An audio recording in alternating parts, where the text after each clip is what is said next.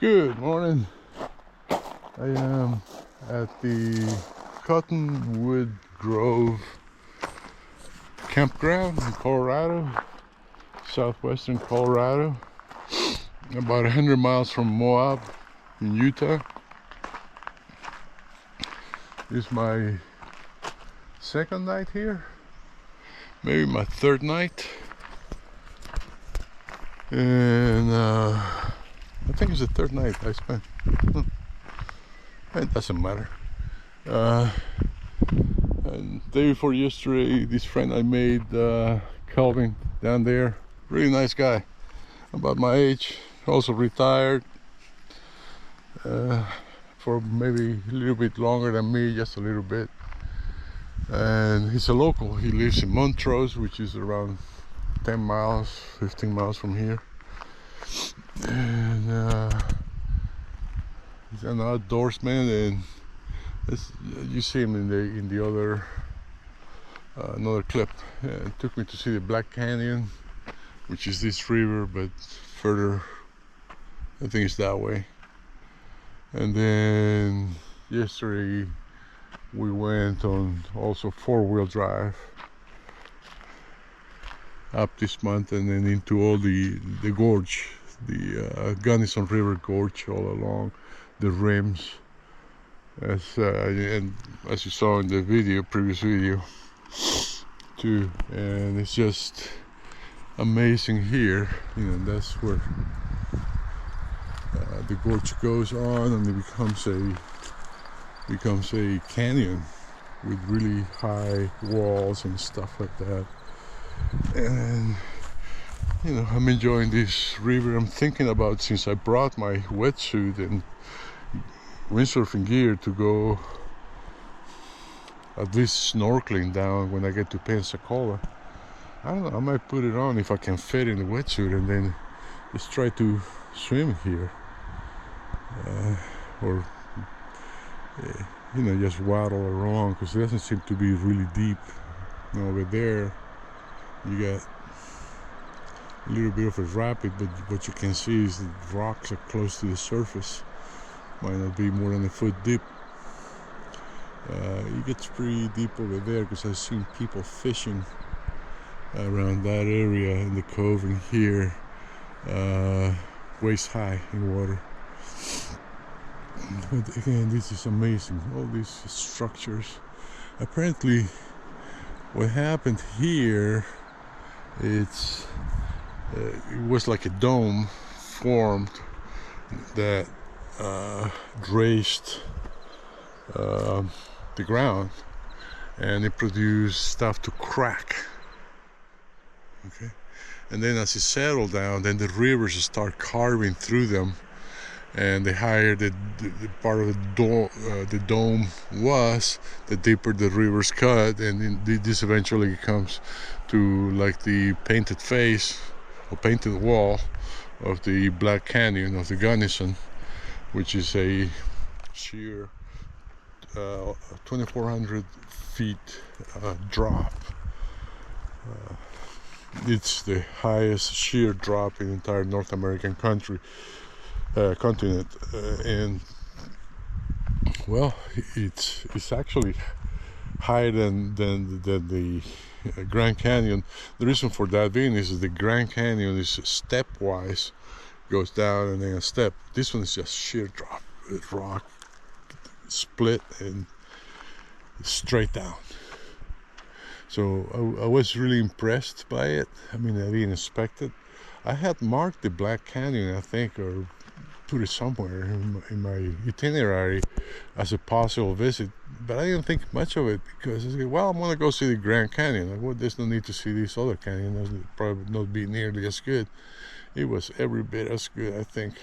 So far, it was worth it, and I gotta thank Calvin for it. He took the time to take me around four-wheel drive through these roads day before yesterday and yesterday to show me the area.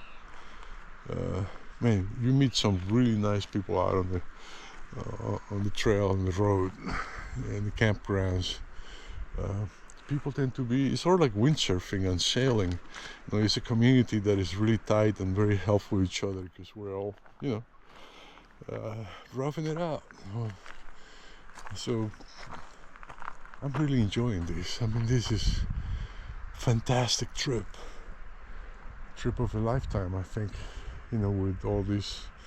Because, I mean, when you're younger and you have to work and all that, okay, you get away for a couple of weeks and you come to park like this and just do one park or a couple of parks, but not a 3-month tour of some of the best parks in the entire US, probably in the entire world. It's an opportunity of a lifetime, and I gotta thank all my friends and all my supporters and clients and all that in business that supported me through the years and made these things like these possible for me. Of course I worked my butt off and I earned it, but that's part of it. And the other part is the people that support you, and that's what a lot of people forget.